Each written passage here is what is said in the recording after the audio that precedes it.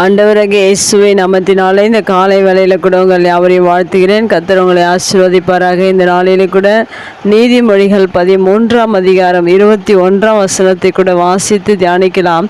பாவிகளை தீவினை தொடரும், நீதிமான்களுக்கோ நன்மை பலனாக வரும். மிக அருமையான வேதவசனம். இங்கு 2 நபரை குறித்து இங்கு எழுதப்பட்டிருக்கிறது. பாவிகள், நீதிமான்கள். பாவி என்றால் தீமையான காரியங்களை செய்கிறவர்களை பாவி என்று நாம் கூறுவோம்.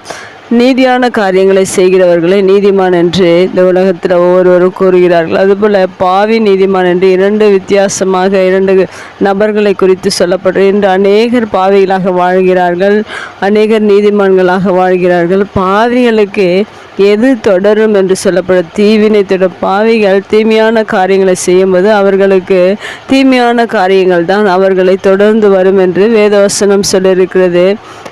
நீதிமான் நன்மையான காரியங்களை செய்வார்கள், அவர்களுக்கு நன்மை பலனாக வரும் என்று சொல்லப்பட்டிருக்கிறது. இப்படி 2 நபர்கள் மத்தியில் இந்த பூமியில் நாம் வாழ்ந்து கொண்டிருக்கிறோம். நாம கூட பாவியாக வாழ்கிறோமா, நீதிமானாக வாழ்கிறோமா என்பது ஒவ்வொரு இருதயத்துக்கும் உங்களுடைய சிந்தனைக்கு தான் உங்களுக்கு தெரியும். அதை நீதிமானாக நீங்கள் வாழ்வீர்கள் என்றால் மெய்யாகவே உங்களுடைய வாழ்க்கையில் நன்மை பலனாக வரும். ஒரு மனிதன் பாவியாக வாழ்வான் என்றால் அவனை தீமையான காரியங்கள் தொடர்ந்து அவனை தொடர்கிறதாக இருக்கிறது. இப்படிப்பட்ட சூழ்நிலைகள், இப்படிப்பட்ட 2 வகையான மனிதர்கள் மத்தியில் வாழ்ந்து கொண்டிருக்கிற நீங்கள் ஒவ்வொருவரும் நீங்கள் நீதிமானாக வாழ விரும்பும் போது மெய்யாகவே உங்களுடைய வாழ்க்கையில் நன்மை பலனாக வரும் என்று வேதவசனம் சொல்லியிருக்கிற பிரகாரம் நாம் ஒவ்வொரு நாளிலும் நீதிமானாக வாழ்வதற்கு முயற்சி செய்ய வேண்டும்.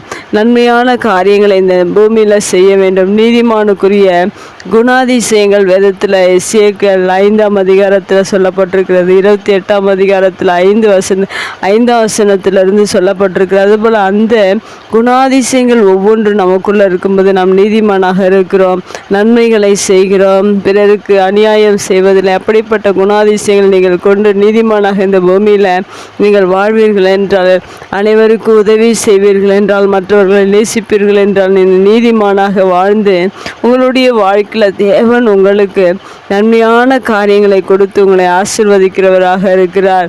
அதுபோல் நாம் ஒவ்வொரு நாளிலும் 2 வித்தியாசமான மனிதர்கள் இந்த பூமியில் வாழ்ந்தாலும் நாம் ஒவ்வொருவரும் நீதிமானாக வாழும்போது மெய்யாகவே தேவன் நமக்கு நன்மைகளை கொடுத்து நம்மை ஆசீர்வதிக்கிறவராக இருக்கிறார்.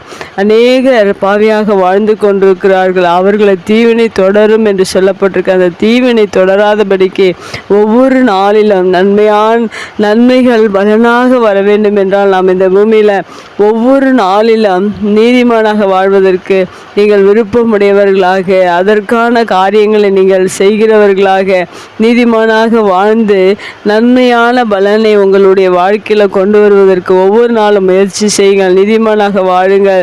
கர்த்தர் உங்களை மென்மேலும் ஆசீர்வதிப்பாராக. கண்களை முடிச்சு வைக்கிறாங்கள். அன்பு தகப்பனே, இந்த அருமையான வார்த்தைக்காக நன்றி செலுத்துகிறோம். பாவிகளை, நீதிமான்களை குறித்து இந்த வசனத்தில் சொல்லப்பட்டிருக்கிறது.